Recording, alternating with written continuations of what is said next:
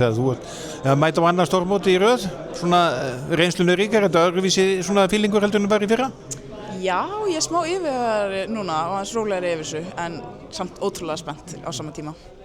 Og svona, þetta er þessi prósess sem þú ert búin að fara í gegnum bæði með unglingalandsliðunum og A-landsliðinu, þannig að já, þetta er náttúrulega toppurinn að komast á Evrómót, þetta er núna yfirleitt talið svona það sterkasta mótið, ekki satt? Jú, þetta er náttúrulega bara draumur hvers handboltamanns held ég og þetta er bara geðvægt að vera komin hingað.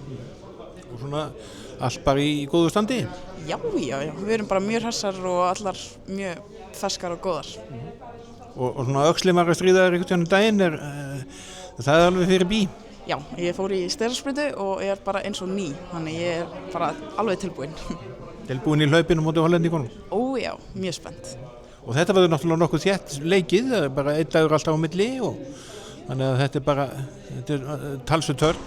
Já, en samt bara, ég held við séum allar tilbúin að reyða. Gengi bara vel í aðdragandanum? Já, mjög vel, búin að ná að æfa mjög vel og slípa okkur vel saman. Og ykkur líður vel hérna í Innsbruck? Mjög vel, þetta er æðislegu staður, mjög fallegur. Áttu von á ykkur svona fjölskyldu eða vinnum til að koma hérna, það er stór hópur að koma hérna til þess að styðja við lið?